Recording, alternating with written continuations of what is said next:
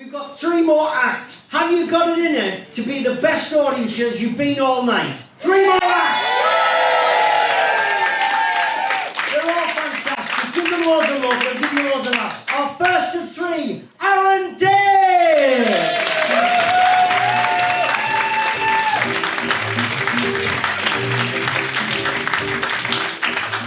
Evening everybody, how are we all doing? We're all well? Yeah, very good, lovely to see you all. So my name's Aaron, and as you can tell from my voice, I'm not from around these parts. No sir, no, I'm not from Gosforth, no. I'm actually from a little area called Hertfordshire. Yeah, Hertfordshire, yeah. It's, I shouldn't really be calling that though, because it's actually pronounced down south. Yeah, that's how we pronounce it. But I've actually been living in the North East for over 20 years now.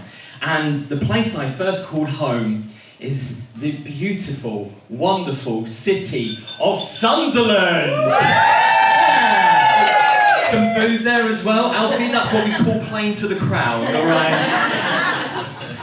And I love Sunderland. I love Sunderland. It's like the joyful incest child of Benidorm and B&M bargains, isn't it?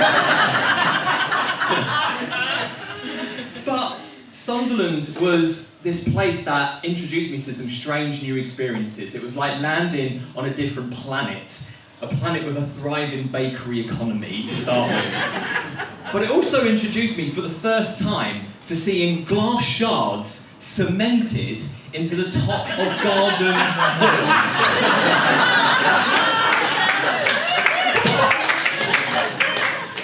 Initially, I thought it was to do with those local hyper-masculine seagulls that you've got around here. Turns out, it was actually to deter another type of vermin. Yeah, smoggies. Sunderland was also the place where I was first introduced to 2 women at 11 a.m. fighting outside of Greg's. In their full pyjamas. And that's when I knew I was going to marry a Mackem one day. I was close actually. I ended up actually marrying a sand dancer lass, a South Shields lass. Anyone from South Shields? Hey, there she is! Caught her out! There she is. And it's not about you. Disgraceful. No worries. And she has always given me grief about putting snobbish, naive twists onto local place names. For ages, I thought Pallion was Paul Lyon, like some sort of elaborate circus performer. Yeah? I thought Ponteland was the magical realm of Pontyland. And this small little village near to Whitley Bay, for ages I thought it was pronounced Monk-Seton.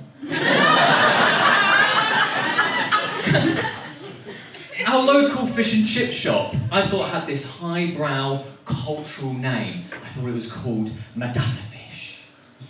And when I said it out loud for the first time, my wife said to me, "Aaron, you daft knacker." I'm just doing the lower octaves of comedy. "Aaron, you daft knacker. It's pronounced mad as a fish." But how was I supposed to know? All the letters were just bundled together. Yeah, Madassa Fish. I thought you guys up in the North East had more room up here. So basically, I'm a stupid, naive southern essentially. Can we give that a cheer, please? Thank you. Or so my wife tells me. And I really showed off that stupidity and that naivety in my first year of living in Sunderland. And it was when I was invited to a secret Halloween fancy dress party. Yeah, I know. And the invite said, "The gathering will take place in a land of rich Viking heritage, home of the venerable bead." Oh, that sounds fancy. I have no idea what it is though. And it's on the south side of the Tyne Tunnel.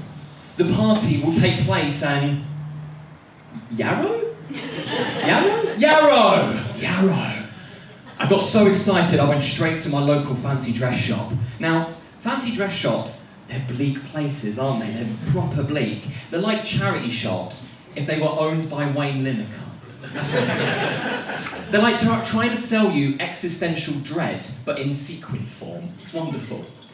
But amongst the doom and gloom, something shimmered in the light. A golden, medieval knight's outfit. I thought, yes, this is it.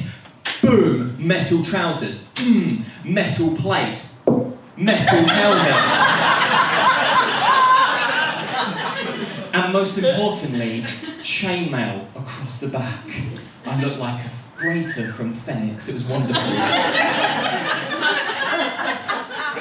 I fully got into character that night, and I donned my knight's outfit, and I rode my golden steed, otherwise known as the Metro, to the land of Yarrow. And on the carriage, this man came over to me, this small, older-looking, Geordie gentleman, and he was quizzing me about my outfit, and he was asking me where I was going, and so I showed him on the map.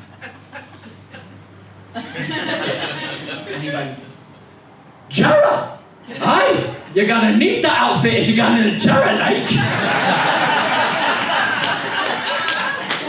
I said, I'm sorry, sir, first of all, I don't understand what you're saying. But second, the people of Yarrow are not going to appreciate those sorts of remarks. And he said, well, you look like a proper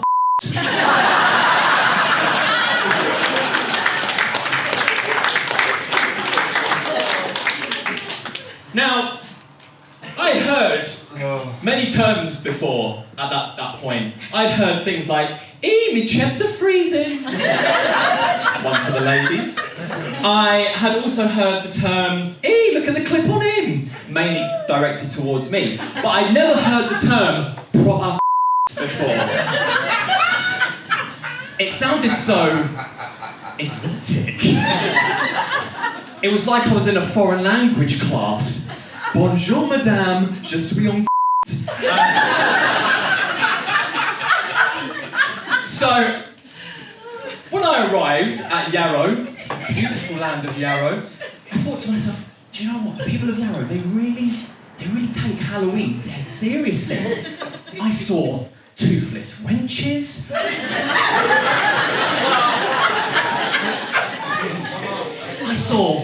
I saw people with no shoes on.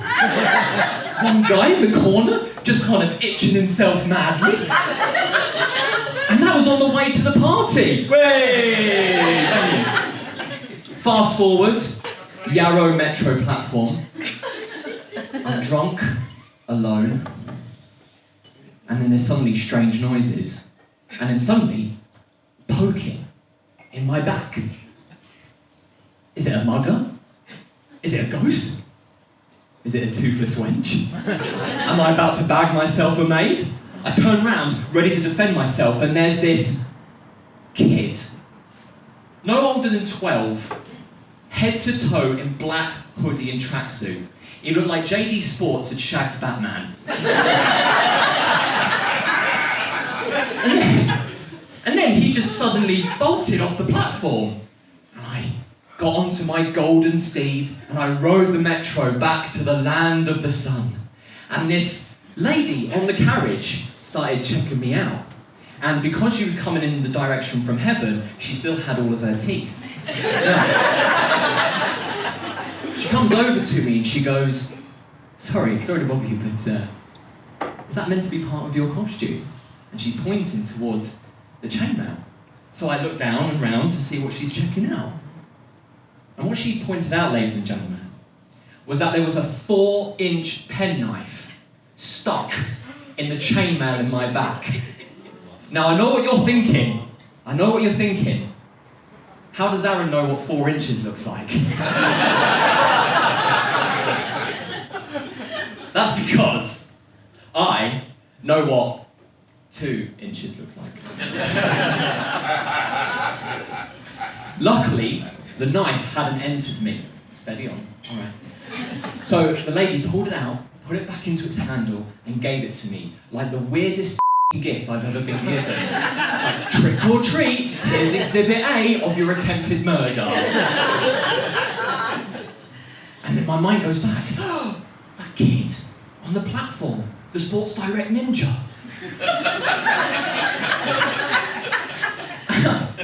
I think to myself, actually, do you know what? Fair play to him. Fair play. If you're a 12-year-old with a thirst for violence, yeah, and you see me, you're going to knife that night, aren't you? Yeah? My only criticism, though, was the stabbing motion. Yeah? He tried to insert his knife into me the same way you try to put a USB stick into a computer. Yeah? Never goes in right the first time, does it? Yeah? But I do have some sad news. Because of that incident, I lost my deposit on the costume, okay? Lost 30 quid. And because of that juvenile stabber, whenever I think about that juvenile stabber on Yarrow Metro platform, I just say to myself, what a proper